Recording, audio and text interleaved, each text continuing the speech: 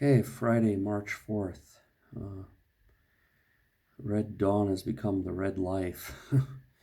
So, I think already a new normal is taking hold, air raid sirens and, planning your shopping a little bit better, curfews.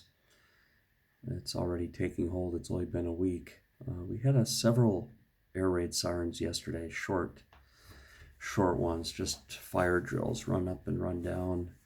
And again, I think they were tripped by what's going on in the other regions.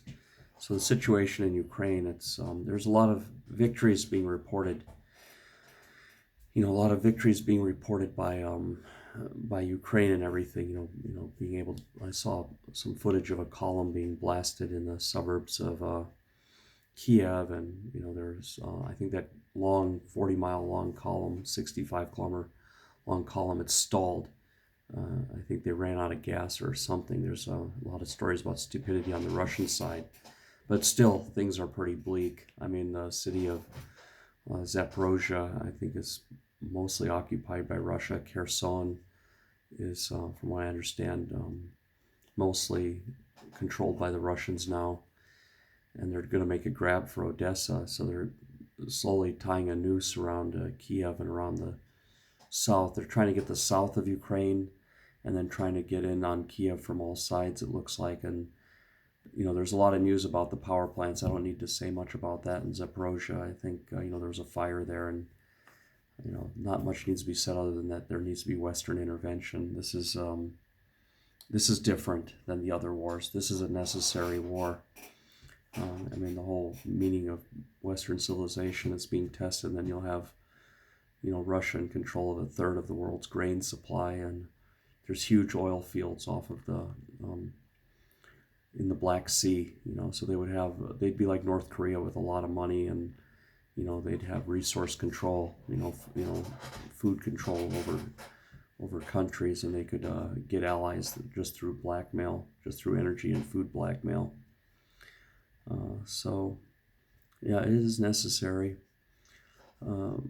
But yeah, it looks like they were planning. It looks like they were planning for a quick grab of Kiev, and they didn't adequately supply their soldiers with fuel and food and rations, and that's, I think, why things are stalling for them. But believe you me, based on what I'm reading, there's still a lot in the tank for them. They have like a whole bunch of army units still sitting. Probably more than half haven't been entered into theater yet, and then their air force has barely been used.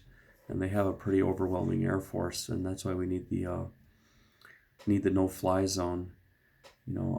If they manage to surround Kiev, it could be a turkey shoot, for the soldiers trapped inside. So it's very important that they keep Western Ukraine open, or the west side of Kiev, and try to retake the city. I mean, it hasn't fallen, but it's not under control either.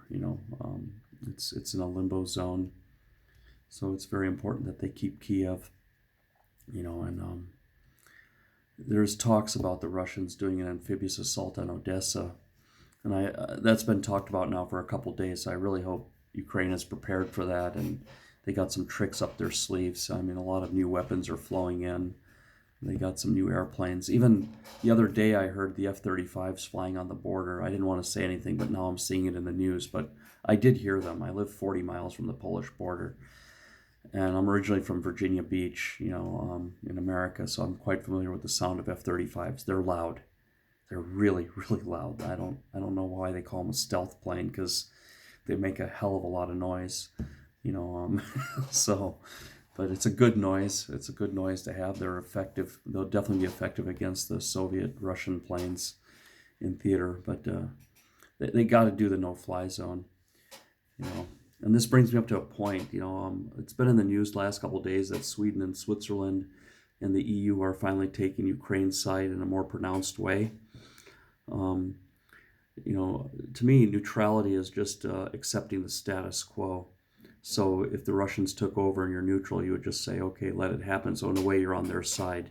You're on the side of the people that are already in power when you're neutral. I don't think there is any such thing as neutral.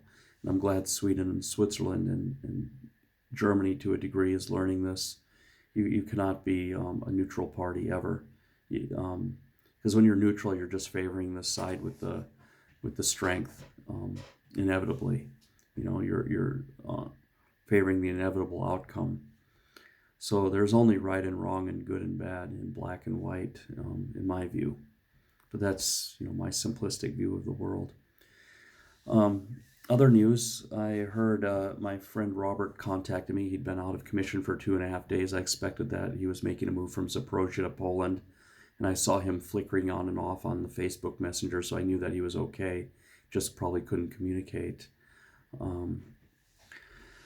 So he made it to Poland, but his wife and kid got trapped in another village. There was some crazy family drama, and he got separated from his wife and kid because of some trouble with in-laws. But I think they're now, because of this corridor, humanitarian corridor has been opened. Russia and Ukraine via Belarus agreed to open up a corridor so that civilians can get out. And I think they'll get out in that corridor. They're from the Zaporozhye area, and he's making his way back. They'll make their way back to America. He's like me. He chose to make a life here. He built a house and made his life here, but now he's really heartbroken that he has to go all the way back and readjust to the life from before, I guess. I mean, it's not a new life. He'd been living in America before, but there is this reverse culture shock. When you've lived in Europe long enough and then you go back to America again, there is a bit of a culture shock. So, yeah, yesterday the gym was closed, but I managed to get a haircut. The haircut place here in my apartment building is closed down. That's more of a high-end studio. It's more of a beauty studio for women, but they still give men's haircuts. But I went to like a true barber shop yesterday, and they attacked my head with a lawnmower. There's no style points, but this is probably the appropriate haircut for the times. I usually like it a little bit longer, but this works. What can you say? But then after the gym, I went to the old town, just the center of Lviv, to see what was going on, and it was like COVID lockdown. Most stuff was closed. The streets were barely full of people. Usually it's pretty hustling and bustling down there. There's a lot of TV reporters running around, Fox News among them, and I saw some reporters from China, I think, and I saw some from some Latin American countries. I heard them speaking Spanish, and maybe there were some Arabic guys. They were all lined up along the center of Lviv in front of the Opera House. There's a big promenade there, and there was a lot of cameras and microphones, but I don't talk to reporters because, they'll talk to you for 3 or 4 minutes and then they just clip 30 seconds of what you said if you're lucky, or even 10 seconds or even a few words, and it can twist the whole meaning. So, yeah, it can be fun to be on TV, but if they twist your words wrong, you'll be like an Instagram star or a YouTube star or TikTok star in the most wrong way. So, yeah, generally best to avoid that. But yeah, my concerns now are the possible outcomes. Where is this war going? And BBC wrote an article about the 5 possible outcomes. That there could be a Russian withdrawal. Maybe they face the international and domestic pressure and decide that this is too costly and it didn't go the way they wanted. And they get out and maybe they hold a little bit more of Ukraine than they had before, and that goes back into like a low intensity conflict, as they say. One that doesn't have strategic consequences, only tactical consequences. And then right now we're in a war that has very strategic consequences, when you consider the resources at stake just on that, not to mention the lives and the meaning of democracy being tested in a whole new Cold War. And, but anyway, I'm just trying to take the analytical approach there. So there could be a withdrawal. Then they say a short war, the blitzkrieg, and I think that's what Putin had planned for, that he would, go to East Ukraine and sack Kiev pretty quick and install his own government. That didn't work out too well, so, obviously Ukraine is holding up and Zelensky's still alive and the Ukrainian government's in power. So it looks like we're switching gears to a long war.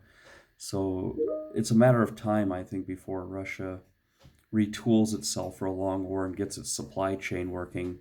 The supply chain that they set up for this war seems like it was only for a few days. They meant to be in Kiev in and out a few days and then just steal the gas at the local gas stations and resupply themselves in Kiev.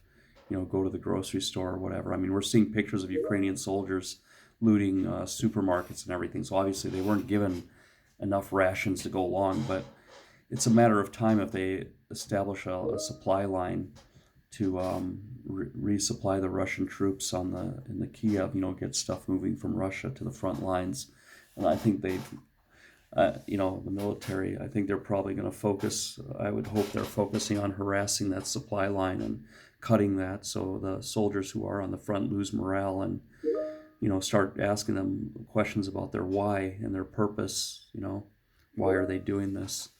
So, yeah, moving on, the BBC said that the long war is a pretty realistic possibility, that there will be offensives and counteroffensives, and things will change hands, and it'll be very hard for Russia to hold things, but they will keep persisting, and it'll be a long, slow grind.